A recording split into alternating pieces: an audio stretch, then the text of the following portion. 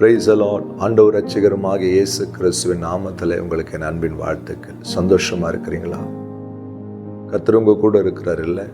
இந்த ஆறு சத்தம் ஊழியத்தின் மூலமாக ஆண்டவர் உங்க கூட பேசுறாரு இல்லை? இன்னைக்கு உங்க கூட பேச போறார். 10ஆம் சங்கீதம் 14ஆம் வசனத்துடைய கடைசி பகுதி. திக்கற்ற பிள்ளைகளுக்கு சகாயர் நீரே. இந்த வார்த்தை கேட்கும் போதே உள்ளத்துல அப்படியே ஒரு தேவ அன்பு நிரப்புகிறதை பார்க்கிறோம். பரிசுத்த வேதாகமம் சொல்லுகிறது, உங்களை திக்கற்றவர்களாய் விடேன் என்று இயேசு சொல்லியிருக்கிறார். திக்கற்ற பிள்ளைகளுக்கு சகாயர் அவர்தான். எனக்கு ஒரு சகாயம் உண்டு, எனக்கு ஒரு அடைக்கலம் உண்டு, என்னை ஆதரிக்கிறதுக்கு ஒரு தெய்வம் உண்டு. ஒருவேளை இந்த வார்த்தையை கேட்கிற அன்பு சகோதரனே சகோதரியே, நாங்கள் உலகத்தில் திக்கற்றவர்களாக இருக்கிறோம். எங்களை விசாரிக்கிறதுக்கு யாரும் இல்லை, எங்கள் கஷ்டங்களை புரிந்து கொள்ள யாரும் இல்லை, எங்கள் உணர்வுகளுக்கு மதிப்பு கொடுப்பதற்கு யாரும் இல்லை. தனிமையில வாழ்கிறோம், உள்ளத்துல வேதனையோடு வாழ்கிறோம், ஒரு பாரத்தோடு வாழ்கிறோம். கலங்கி போய் நிற்கிறீங்களா? திக்கற்றிருக்கிற உங்களுக்கு ஒரு சகாயர் உண்டு.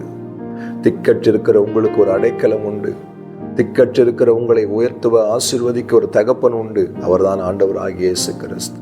சோர்ந்து போகாதீங்க. இந்த உலகம் உங்களுக்கு வெறுக்கலாம், இந்த உலகம் உங்களை ஒதுக்கலாம், இந்த உலகம் உங்களை மதிக்காமல் இருக்கலாம், இந்த உலகம் உங்களுக்கு நன்மை செய்யாமல் இருக்கலாம். ஆனால் திக்கற்று இருக்கிற உங்களுக்கும் எனக்கும் அவர் சகாயராக இருக்கிறார். அந்த சகாயரிடத்திலிருந்து உங்களுக்கு எல்லாமே வரும். அவர் ஏற்ற வேளையிலே உங்களை உயர்த்துவார், ஏற்ற வேளையிலே உங்களுக்கு கண்ணீரை துடைப்பார், ஏற்ற வேளையிலே உங்களை ஆசீர்வதிப்பார். ஆகார் என்ற ஒரு சகோதரியை குறித்து வேதத்தில் வாசிக்கிறோம். எந்த ஆதரவும் இல்லாமல் விரட்டப்பட்ட நிலைமையில, திக்கற்று போன ஒரு நிலைமையில, இந்த வனாந்திரத்தில் அந்த பிள்ளையை வைத்து கொண்டு அவர் கதறின போது அவளை பார்ப்பதற்கு எந்த மனிதனும் இல்லை.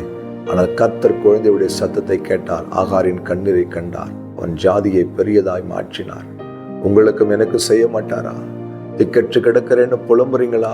அங்கலாய்க்கிறீங்களா? சகாயர் ஒருவர் இருக்கிறார். அவரை நோக்கி பாருங்கள். அவர் உங்களுக்கு தேவையான அத்தனையும் செய்து உங்களை ஆசீர்வதிப்பார். இன்றைக்கு முழங்கால் படிட்டு சொல்லுங்க, திக்கற்று இருக்கிற எனக்கு சகாயர் நீர்தானே என்று சொல்லி ஆண்டவரை துதியுங்கள். உங்களுக்கு தேவையான அத்தனை காரியத்தையும் அவர் கொடுப்பார். உங்களை ஆறுதல் படுத்துவார், தேற்றுவார், உயர்த்துவார். ஜெபிக்கலாமா? அன்பும் இரக்கமுள்ள நல்ல ஆண்டவரே, இந்த வார்த்தைக்காய் ஸ்தோத்திரம். திக்கற்று இருக்கிற எங்களுக்கு சகாயராயிருந்து எங்களை தேற்றி அரவணைத்து ஆசீர்வதித்து நடத்தும். இந்த வார்த்தை கேட்கிற பிள்ளைகளை ஆறுதல் படுத்தும். இயேசு கிறிஸ்துவின் நாமத்தில் பிதாவே, ஆமென். அல்லேலூயா. God bless you.